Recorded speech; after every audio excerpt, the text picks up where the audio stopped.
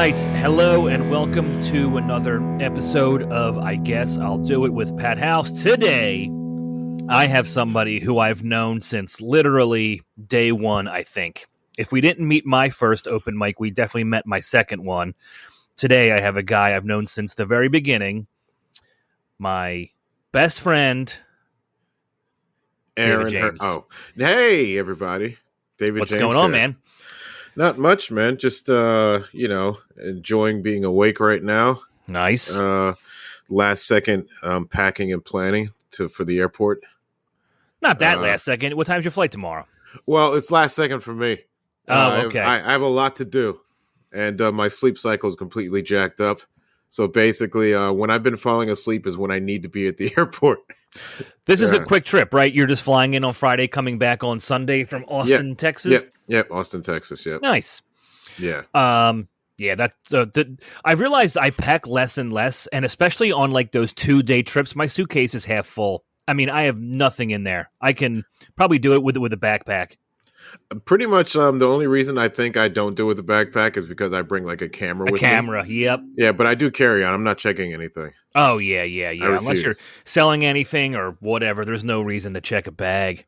Yeah, exactly. So it's just like a camera, tripod, and some drawers, socks, and I only bring one pair of pants. Yep. And Same I might here. just wear the same shirt both nights. I do that most weekends. Yeah. Especially if it's 2. I'm not packing 2 button-downs or 2 like shirts for the stage. I just need one. Yeah, exactly. Yeah. And I keep it at the club Friday into Saturday so it doesn't get wrinkled or any chance of getting shit spilled on it. Oh, yeah, I'm not that fancy. It's also just being lazy. Well, I made the mistake last time I went to Austin, or there was a guy who was hosting, and he said, "Hey, we kind of have this comedy hangout house."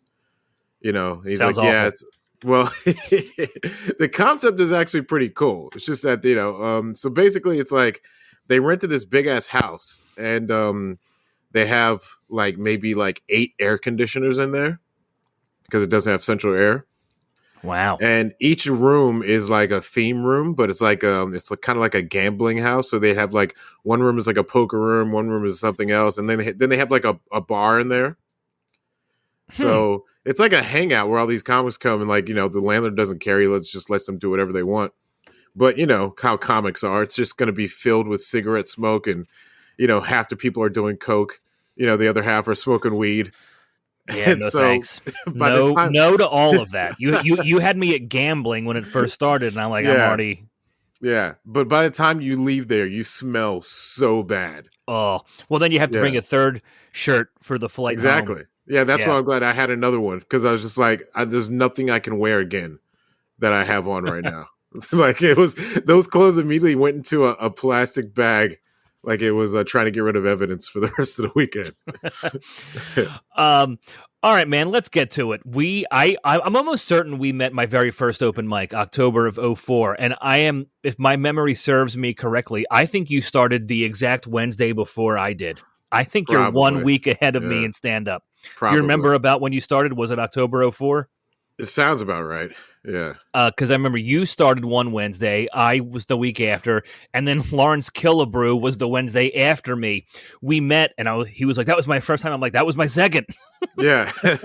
So we were all in a row there. Was your very first set at the Laugh House as well? Yes. And I got pulled off the stage after you did? Yeah. Well, not pulled off. Well, I mean, I think I was definitely pulled a couple times at the Laugh House, but not till a couple months in. Yeah, no, it was you got pulled the first time? It was very late. There was like 3 people left in the audience, and I went on last, even though I had signed up. Like, I got there an hour and a half before the doors opened to get in line. You found out night one that does not matter at all. No. What position you get in line does not matter at all. Not at all. So I got there an hour and a half earlier, and I was like number 2 on the list or something like that, and I ended up going last. So I learned that the list doesn't matter, and then I think Wid, the host, just wanted to go home at that point. It was so late, And so I went up there for like a minute, and then he goes, "All right, here we go." Oh man. And Do you think it was done. literally 1 minute? Because I mean, most open mics at least give you 3 minimum. It was so short, and I just remember like I think like there was maybe 2 or 3 people in the crowd, maybe, and like all the comics had left. There was like no one there left. Did you meet anybody that night? Nothing that I remember. Like I don't remember like who I met that night. I think I was just trying to figure out what was going on or what I was doing, you know. What horrible occurrence just took place? Yeah. What horrible life choice I just started. You were a PO when you started doing stand up, right? Yeah. No, actually, was I a PO at that point? I think I might have been working at Children Youth Services in Chester. Oh, okay. Yeah. And then you went on to be a PO. Yeah. Oh, okay. Yeah, I did social work for a year in the child abuse unit. Oh. And then I was like, well, that's where most of your material came from, right? No. It's where most of my joy came from, but not my material. Yeah. No, but it was I figured out very quickly. I was like, fuck working in Chester. I hate this city. I never want to come back. I feel like a lot of people had that sentiment. Yeah. Yeah. I was like, this place is absolutely crazy. Yeah, it's nuts. But it was Delaware County that was like, Chester was the primary territory, but I mean, I had to cover Delaware County, so there was other places I had to go.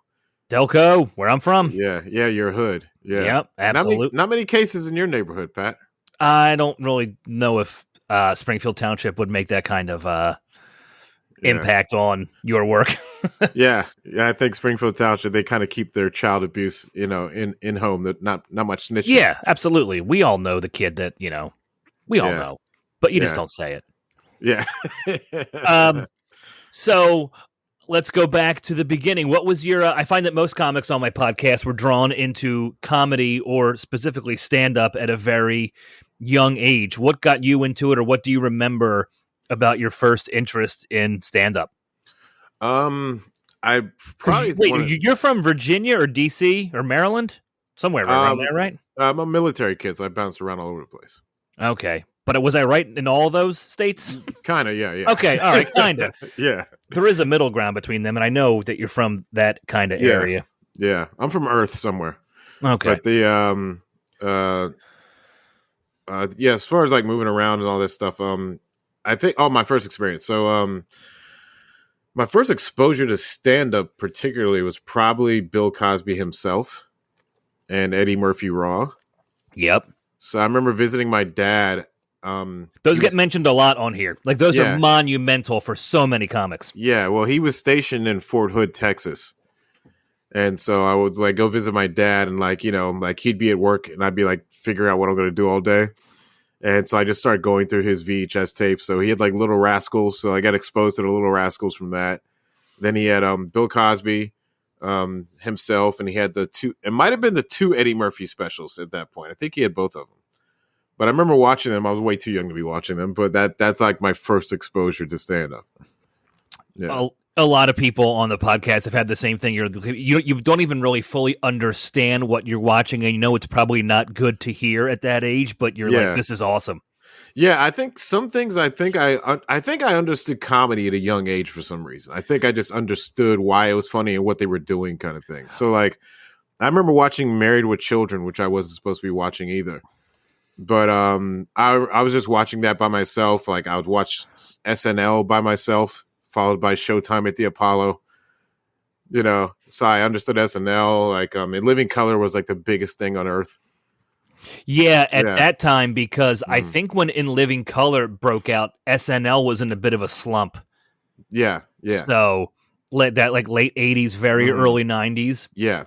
Yeah, I remember watching In Living Color. That was a big thing for me too, like Fireman Bill and the Wayans brothers and David Alan Grier. Yeah. So that was like all that around that same time. I kind of guess I started getting exposed to comedy or stand up. But like, I'm trying to remember if I watched any other stand up after that until I got like.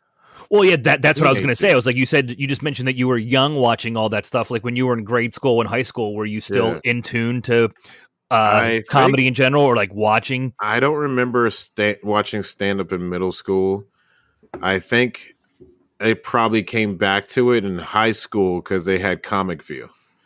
So Comic View started getting really popular. So then I think I started seeing that, and then like a couple years after Comic View was like the Kings of Comedy. So then, like, man, rest in yeah, peace, Bernie Mac. yeah, He was yeah, the best one of that four, in yeah. my opinion. Like What do you mean, light years. What do you mean, rest in peace? Oh yeah, he hasn't been around for a little while. Oh, I thought he just quit. Yeah, he did. He quit everything. Oh. Everything. Yeah, delete all, huh? Yeah. I remember, like, you just mentioned Comic View. I watched Comic View, and I feel like when you and I started at the Laugh House, that's what every comics credit was. And I guarantee you 75% of them were lies. Oh, dude, there was so many lies around there. Just ugh. And then everyone was trying to be on Comic View. That was like their life goal. Well, what was really funny, too, is that we had a very good friend early in our career, Tara, a white woman at the Laugh House, and she was actually on Comic View. That was her main credit, and that was fucking real. Yeah. I remember I was just about to bring that up. I was like, I think she made it. Yeah, no, she did. She did. Yeah.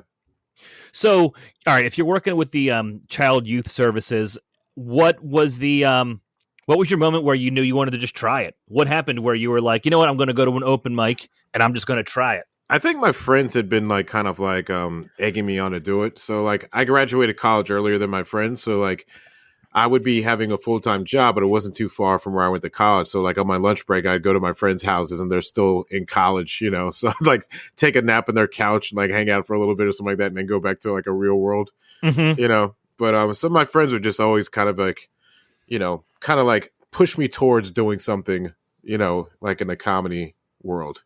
That's cool. So I think I just looked up the open mic because I didn't know anybody who was doing stand-up. I didn't know anybody at all. Well, me neither. I mean, I had just met Jay Okerson when he performed at my college. So I knew Jay, Beefy Funny, and like one other person, but I didn't know anybody local. Yeah. And me and Jay still talk about that when he performed at my college, and he gave me his email, and then he started giving me advice and telling me where to go around Philly. Like, he and I still talk about that to this day. Yeah. But yeah, I remember, like, there was no social media when we started, so I remember just Googling, MySpace, maybe. Maybe right at that time, kind of, but just Googling like Philly Comedy Club and Laugh House came up as an open mic on Wednesdays, and I just drove my car down. Yeah. It was as simple as that. Yeah. I don't know anybody. I think, I mean, we had some comics come to my school. Where'd you go again? Widener. Okay. I remember like after 9/11, LOL. I think Touré and some guys came by. There was one guy who used to, Rob Stapleton, maybe he used to do. Rob is awesome. I've always liked Rob a lot. Yeah, the whole Heap of Trouble. That was him. Yes, I remember. He came by. So. That was like his main bit. Like that's like it was gonna be in a whole heap of trouble. But but he just kept on saying heap in like 18 different ways. Oh, do you remember do you actually like remember Touré performing on your campus? Because I remember when he came to Temple. I feel like I remember him doing a Statue of Liberty joke about 9/11. Oh wow, okay. He was imitating the Statue of Liberty, watching the plane go by. Oh wow. I think it was Touré. But I remember they came to the college, and I remember my roommate was banging this.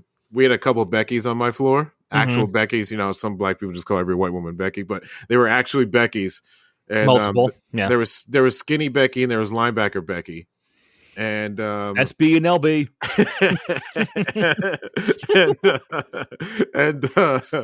and my roommate was hooking up with linebacker Becky, and I remember Rob Stapleton was on stage. He was saying some joke about like trying to hook up with someone and not wake up your roommate. And so he's doing this imitation, and he's like whispering, he's like, Becky, come on. Becky, come on. He's asleep. Becky, come on. And it was the funniest thing we've ever heard in our entire life. The funniest thing we've ever heard in our entire life. Yeah. I think one of my first hosting weekends was with Rob Stapleton. It wasn't my first, but early on in the Laugh House, I definitely had a week with him. Yeah. And Tony Woods. I remember. Yeah. Touré got me my first ones. So like right after you and I started, we started at the Laugh House, like Helium Comedy Club opened, and then our minds were blown because we didn't have Greg Giraldo, Maria Bamford, Dave Attell, Nick DiPaolo coming through Helium. Yeah. In our early days, did you hit the ground running hard too? You were out doing mics every night, right? Oh, there was no missing going to open mics. I know. That was like, yeah, it was like at the Laugh, it was Wednesday and Thursday every week. Like nobody missed. No, pretty much. Everyone was always there. Well, Thursday once you got the invite, but Wednesdays it took like, forever. But Rich Salter and Spank were very good to me and you as well. Mm-hmm. Yeah. But it was I mean, everybody was there on Wednesday night. It was like there was no missing it. It was kind of crazy looking back at that time now. Like I would never stand outside in the snow for an hour or or go to New York City trying to get on a Last Comic Standing audition, and when it's -20. I was going to bring that up. You and I went to Caroline's, waited outside all night. And the Puerto Ricans are letting anything that's above a 4 attractive wise cut in front of the line. Smokey Suarez was behind us in line. Do you remember that? No. But we went up to audition for Last Comic Standing, and that's when I think we found out that the open call was just so they can get B footage of like jackasses. Yeah, pretty much. Because 2 or 3 years later, a bunch of us from Philly were like automatically put in the second round, and we went up to Gotham, and then we did our sets in front of Greg Giraldo, Andy Kindler, and Natasha Leggero. I'm like, oh, this is where they actually get the real comics from, not just the off the street open casting call. I don't think I did the second one. You didn't? No, I don't remember that because I think I was just so pissed off about the first one and how like we just got hoodwinked. Oh man, we totally did. Yeah. Did we sign up for that, or did we just get on a train and go to the open casting call? I think it was just the open casting call. You just get in line and wait. And then, like, you know, you have a flashback to the Laugh House where people are just constantly cutting in front of you. Yeah. Yeah. But then again, it also didn't matter because the list didn't matter. Dude, I just had a flashback. I remember some hot chick walked by, and the Puerto Ricans were like, "Hey, mommy, mommy!" And she's like, "What's going on here?" And like, "Yo, you're comedy, mommy. I'm a comic." And she's like, "What's that?" And then like she goes, "I want to." She goes, "I want to do it." And then he lets her in line, and like we've all been in line for at least 8 hours. We legit pulled an all-nighter. Yeah, and this random chick just walks by who hasn't done any of the time that we did waiting out there, and he lets her in line. And this is when we were getting close. We were closer to the front at that point. We were probably within 20 of the front. I remember being livid. I was so mad. I remember being told we have 2 minutes and then being told we have 30 seconds. Yeah. I remember, and I was just like, I didn't even know what to do. Granted, at the time, I was only one-liners. My jokes were all set up, punch, super short. Yeah. But I was like, what can I do in 30 seconds? And like, the guys didn't even look up at me. They're like, all right, thanks. I was like, okay. Oh, no, you don't exist. Yeah, exactly. And then like you realize as soon as it's over, you're just like, I've just wasted probably 16 hours of my life, at least. Yeah, because we were on like a 10 or 11 a.m. train home. Yeah. So, what a nightmare. What brutal. An absolute nightmare. It was brutal. Do you remember your first weekend? Whether you was probably hosting because where you thought comedy was fun, where you're like, oh, this is actually a lot of fun. This is what I want to be doing. Yeah, I think the first thing I realized, I was like, well, no one gives a shit about the host, and they've been like, I guess, for lack of a better word, trained to not show up at showtime. So the audience, like, they would all like maybe 20% would be there when the show starts. Maybe. Are we still talking about the Laugh House? Yeah, the Laugh House. Yeah, and then they always did start on time, man. I mean, they ran that like a clock. Saturday was 8, 10, 12 on the dot, regardless if it was 4 people in that room or it was packed. Yeah, but I'm saying like the show would start at 8, but people would only care about the headliner, so they would know to show up at like 8:40. Yeah. So like as a host, like when you're up there, like 20% of the crowd is there, maybe. And then people are trickling in throughout the show. And it's just like, what the fuck? But it's just like, they were trained to do that. It's just like, yeah, I was like, what the fuck, man? That's why I like some clubs. They have rules. If you don't show up at a certain time, then they just don't let you in. Yeah, we're not going to let you in 20 minutes after the show starts. Exactly. Yeah. Which Yeah. is a very awesome rule to go by. Yeah. Yeah. Yeah. So what was that first weekend where you thought, hey, this is actually pretty fun? Hey, I've done all these open mics forever. Shit sucks, but this is fun. You know what, dude? I don't remember having a lot of fun. It was just like, just because of that experience, you're like, oh, I finally made it. Like, you had to make it to Thursday first. That was the big thing. Make it to Thursday. And then you get the invite to host on the weekend. And you're like, oh, I finally made it. I made the pinnacle. And then you're just like, oh, I'm just going to stand up here and everyone's going to ignore me and everyone's going to see like the headliner and they're showing up late. It's like, fuck. And I have to hang around all night because I have to say goodnight when the crowd leaves after the headliner. That's the only thing you're doing is saying goodnight. It's like hosting does tie up your entire night, man. Yeah. But it was like, you know, you're so excited for it. But I guess the biggest thing was like having the cred, you know? Yeah, so of like, being a local comic who gets work and gets paid by the club. Yeah, where it's just like, you know, everybody has been trying to get the hosting spot, and it was like so elusive. And then when you finally got one, you know, you're like, oh, I belong now, you know. And then people give you advice like, don't, you know, make sure you get your next weekend before you leave this weekend. So every time we settled up, I would try to finagle the calendar to see where I could come back next. Yeah. But then, when you asked about Helium, like it was like a different thing where it's like, oh, you know, like it's not like, you know, somebody humping the stool. No, there was like big names. Yeah. It was big names coming through Philadelphia finally. Yeah. So that was the game changer for the Philadelphia scene. Big time. I don't remember who I worked with my first time at the Laugh House hosting, but I think Helium was Kyle Dunnigan. Oh, I'm sure I was there that week. Yeah. But I remember him singing, "We're Irish, we're drunk, and we're gay." He had that song. The whole crowd would sing along at the end. But he had another song where he had like this, I guess this machine where he would like put a beat into the machine, and then like the machine would start repeating that. So that was the first time I'd seen someone do that.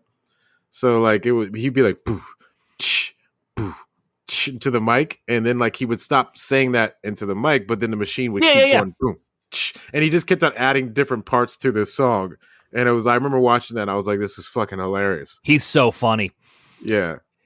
I remember my first Laugh House weekend. I think it was an anomaly. It was a one-time thing ever. It was me, Big J, and Joe DeRosa, also known as Three White Guys. Yeah. And the host never showed up.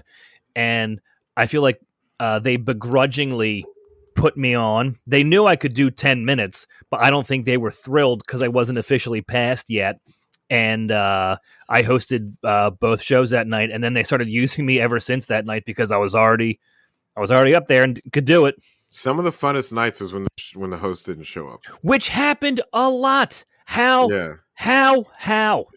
You're booked. You're a local comedian. The club is giving you work. You are going to get paid. You have 5 shows this weekend. How do you not show up? I remember a particular Thursday. You had to be there because everybody was there, I think. There was a particular Thursday where Spank didn't show up, or he was late. So they put up somebody else who I will not name, but he had a Martin Luther King impression and he had a Stevie Wonder impression, and they always destroyed. But little did we know that was all he had. So he would just come and destroy doing those 2 or 3 bits every Was he single hosting time. This Thursday show? No. He wasn't supposed to. Spank was late. Oh, but I mean, they threw him on first. So they threw him on because he was the most veteran comic there. Oh, wow. And that's when we all discovered that, once those 3 bits are done, there's nothing else. So he kept on going, give it up for the ladies. I was absolutely there that night because this became a running gag for you and I for years. So like literally years. He didn't know what to say, so he kept on saying, give it up for the ladies.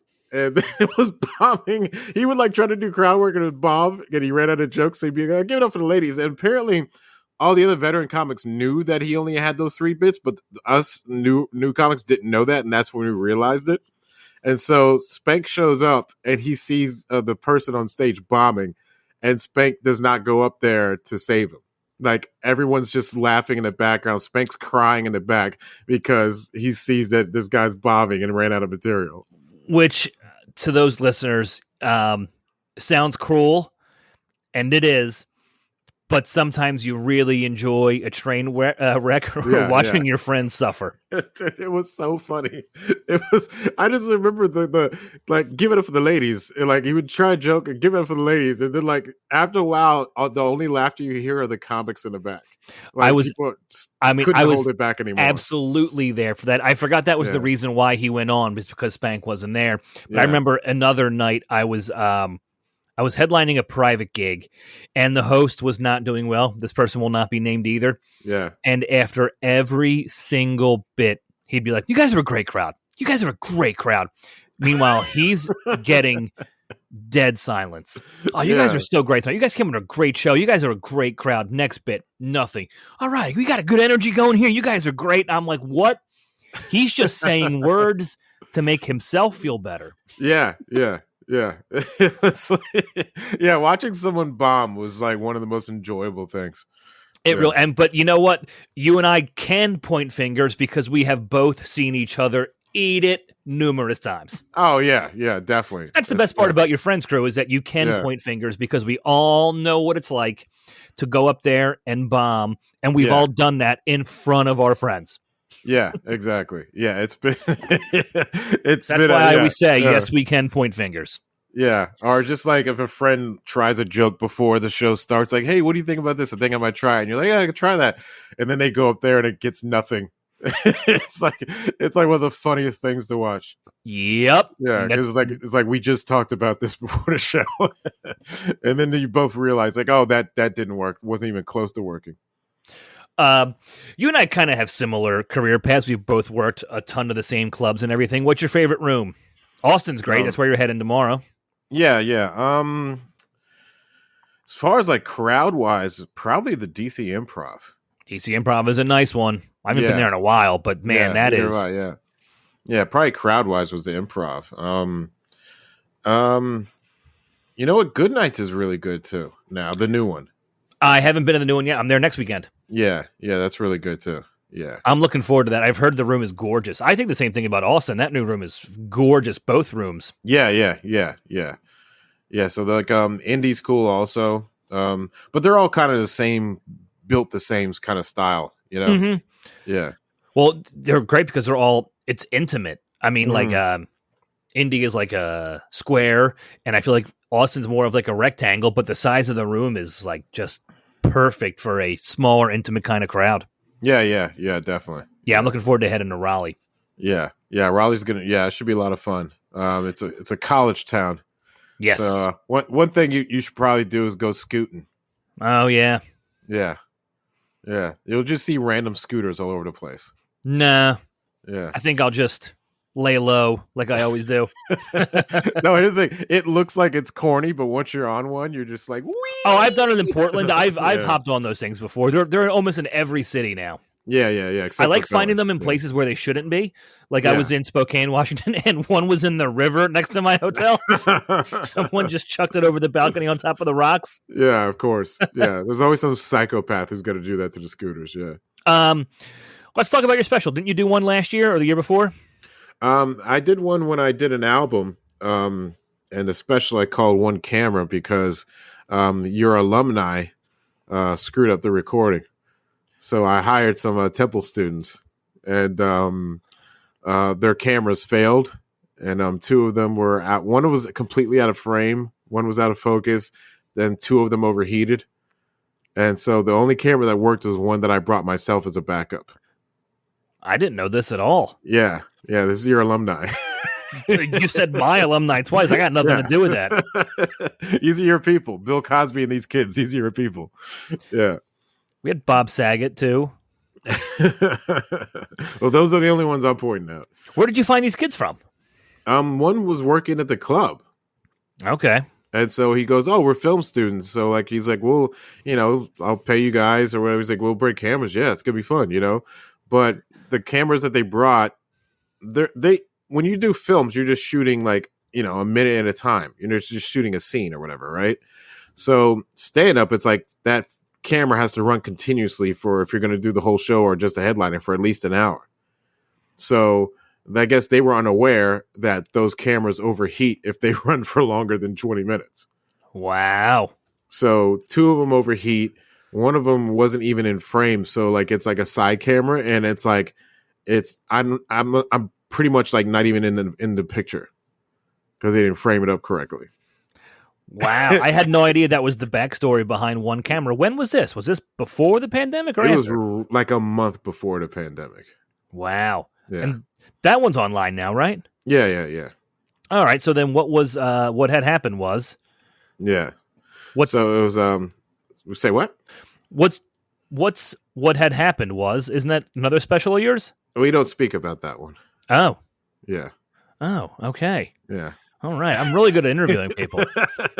Yeah. If someone wants to watch stand-up, it's David James One Camera. That's the best way to watch a stand-up of me. Well, I mean, I'll tell you what, it's a compelling backstory. Yes. Yeah. Well, I explain it at the beginning of the film, I guess you could say. Yeah, of what happened. I explained it Star Wars style. Oh, nice. Rolling screen? Yeah. Nice. Yeah.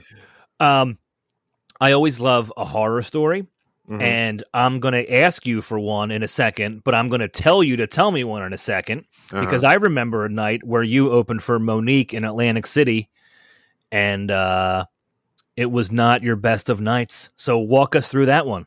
Actually, that one didn't go too bad. Actually, it was everything that led up to it. It was one of those things where it's like, I probably should not have been working in a theater at that point of my comedy career. But anyway, so you get the call to go open for Monique in Atlantic City. And I go with a friend of mine as moral support. And we get there and they show us to the dressing room. And there's a host there who's like a radio personality from Power 99. And like, she was the most annoying fucking person on the planet. Like, everyone has their own little green room or dressing, whatever. Like, she like just barged into ours. She's like, I need to use y'all bathroom. I was like, what? It's like, you have your fucking own. And she's like, goes in, uses the bathroom. Then like, there's some snacks there. She like just puts her hands in the snacks. It's like, you have your own fucking dressing room or green room. Like, what are you doing? And so then apparently she could not remember my name. It's not the hardest name to fucking remember. Now she's hosting the show.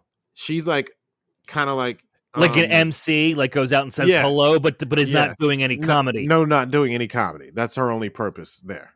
So to just be a familiar face to get the show off the ground, say hi, and then throw you to the wolves. Yes. So anyway, she's rude as fuck, and like she cannot be bothered to. She kept on asking me what my name was, and I'm like, David James. Like, how? It's not difficult, but then like she's asking, but she's not like retaining it or paying attention. Yeah, exactly. Yeah. So waiting for the show to start, and then she goes out there like, and they're playing like all the black hits like Earth, Wind and Fire and all this other shit. They're playing that like over the system, and people are kind of like dancing in their seats and everything, having a good time. Then they just cut the music off. And she walks on stage and she's like, all right, y'all, sit down. We're about to start the show. She's like, I'm blah, blah from Power 99. Y'all know me. Yeah. And then she goes, y'all ready for Monique? Yeah. But first, we're going to bring on an opener. And then she goes, so y'all give it up for, and then she blanks. And then someone tells her my name. She goes, oh, yeah. And she goes, and be nice, y'all. He's going to try. Be nice. He's going to try. I love it. And then she's like, give it up to what's his name? And like David James. Then I walk out on stage. No one's clapping. And this is a theater. Yes, it's a long walk to that fucking microphone. And there's a guy in the front row called me a bitch ass nigga on my way to the microphone. Yeah. It was fucking a nightmare. And I basically just went up there and just started doing jokes and talking about Atlantic City. You're also wearing a suit. I feel like that's worth mentioning. Yeah, I was wearing a suit. Yeah. Because you were dressed up for your B rating. Yeah. Yes. And then it was funny, Monique didn't acknowledge my existence whatsoever. Not at all? Not at all. No hello before or after, nope, not even? Nothing. Nothing. So that set went okay though, despite everything, or was it Yeah, well, I turned them around 10 minutes in, and then I really had a them. long 10 minutes though? Yeah, but I mean, but then I did like 20 or 25, so I really had them towards the end. Especially like once I had them, then I addressed the heckler, called me a bitch ass nigga. Yeah. So once I went after him, then they really were like on my side. But you needed to have 2,000 people's worth of confidence to address one single person in the front row. Yeah, because the thing is, like, like if you get a heckler in a room that big, not everyone except for who's sitting next to him can hear what he's saying. Absolutely. And especially like, he's heckling me before I even start the fucking show. Oh yeah, I had those when I opened for Bob Levy a lot, not in a theater, but in clubs and at off-premise gigs and stuff. I would be heckled before I even got to the microphone. I'm like, I didn't even say anything yet. Yeah, exactly. And then I did the set, everything went well, and then I'm walking off, and I guess the Live Nation guy or whatever he's like, that was great. That guy was cool. The Power 99 chick was a fucking nightmare. But Monique is like in a prayer circle, waiting to go on, and they're about to give her their wireless mic. She's in a prayer circle. Jesus, this, thank you, Jesus, all this other stuff, right? And then she grabs the mic and she walks out, and she's like, "How y'all bitch ass motherfuckers doing this goddamn titty motherfucker cut titty dick?" And I'm like, "Yo, you were just praying like 10 seconds ago." That's amazing. Yeah. I was like, what the fuck just happened? Did you stay and watch her set? I think we did, because we just went out after that. We went to a club or whatever. Yeah, because I think like the promoter guy was like taking us to the club. The Power 99 chick did not go, thank God, or she left early. It was like, we do not want to fucking hang out with her. But like the promoter guy like took us to a club, and actually Monique wasn't staying, but they gave her a suite. And so the guy said, "Hey, if you guys want to party, you can just stay in Monique's suite." We're like, "Fuck yeah," No, well, yeah, I would hope you'd get a room doing a show in Atlantic City. Yeah, no, we didn't have a room, but they offered us Monique's suite if we wanted to party. Oh, and did you end up using it? So, well, the promoter guy had went to the lobby desk and like, "Hey, these guys are going to stay in Monique's suite or whatever." And they're like, "Oh, okay, cool." And so we party, and then we're hammered. It's like 3 or 4 o'clock in the morning, ready to pass out. And so we go to check in, and they're like, "Oh, that the staff has changed over. So the managers that was here when you guys made that arrangement aren't here anymore. So we can't confirm that." Oh, so we're like, this worked out well all the way around. So they basically gave us a utility closet room that had a cot in it. So my friend slept on the cot, and I slept on the floor. And he's a horrible snorer, so I didn't sleep at all. I feel like, not this story in particular, but this just has what it's like to be a stand-up comic on the road written all over it.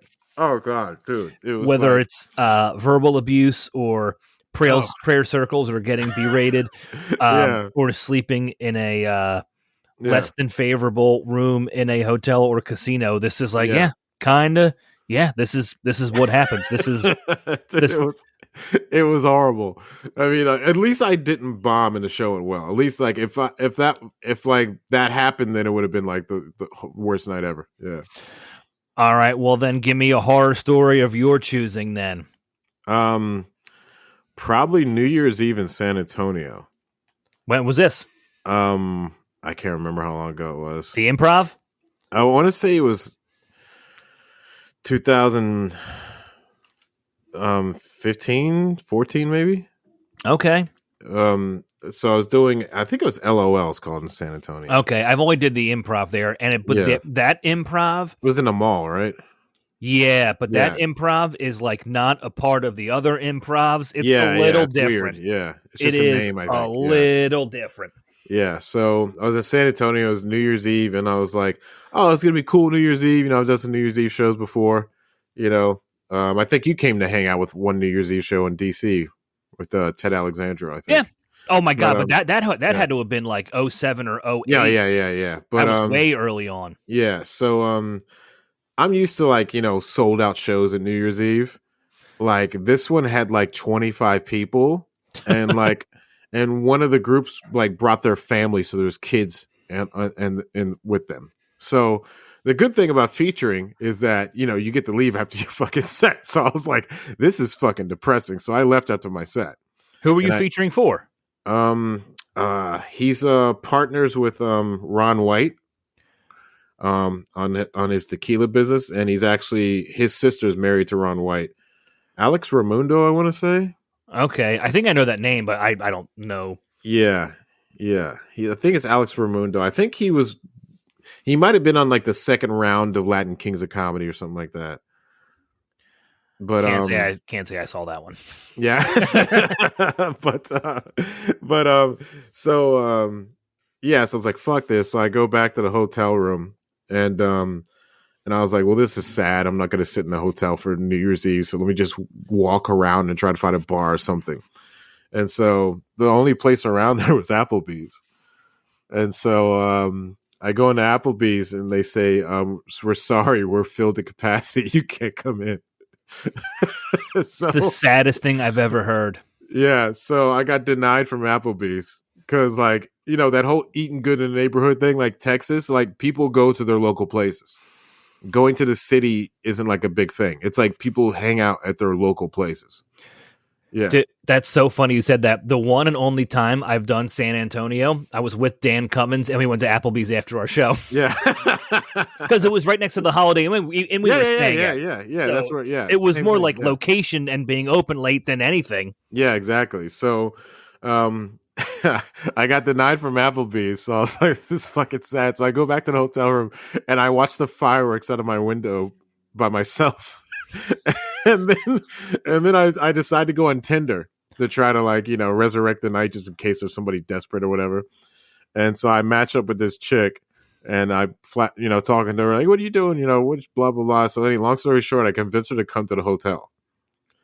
So at that hotel, you could actually see the parking lot. So she tells me that she's like, hey, I just pulled up and I look out the window and I can see her. She looks like she ate the person in the profile photos. So she's like 4 times bigger than the profile photo. These photos were very old, apparently. It was her, but her many moons ago. And I was like, fuck. So I start taking shots of vodka. And then she gets up there and I see her, like, you know, face to face. I'm like, fuck. And I just start taking more shots. And she goes, boy, you sure are taking some shots. I was like, you think? And then she starts, like, I was like, we supposed to start making out a little bit. I was like, I don't even want to do this. And she starts talking about how she doesn't have custody of her kid, but she's a teacher and that Beyonce isn't pretty. Oh, she's one to point fingers. Yeah. And I'm just like, what the fuck? And so I pretended that I was getting diarrhea. So she would leave. I was like, I think I got diarrhea. I think I got shit. I was like, you should go. I think I ate some bad burritos or something. I mean, that is the ultimate excuse in any scenario. A speeding ticket. I mean, I feel like that is the go-to. I got to get the fuck out of here. Yeah. So I convinced her to leave, and I was so happy when she left. Oh, I was so happy. I was like, this is the worst fucking night ever. Comedy on the road. It was horrible, man. It was horrible. All right, we're going to wind down here in a second, man. Where can people find you? Instagram is D James Comedy. YouTube is David James Comedy. Those are pretty much the primary things I use. Nice. Well, we have a long history together. Yes. When are we going to work together again? We should do something next year. I don't know. What's actually, do you still have Christmas parties? Nah. That's over? Yeah, that went out the window, I guess, right before the pandemic kind of. Maybe a little bit before that, but yeah, those were some times. Partying at my parents' house till 7 a.m. And the weird part is my mom would be hanging too. Oh, she went hard, yeah. The first one, me, my mom, and Carl Bacuti just kept going. Yeah. No, they were fun, man. Yeah. Yeah. But she'd bring me down to Jackson's Hollow? What's it called? Paxson. Paxson Hollow, yeah. How's your 24 looking? Do you have anything cool lined up next year? I Or think anything you're working on that you can say?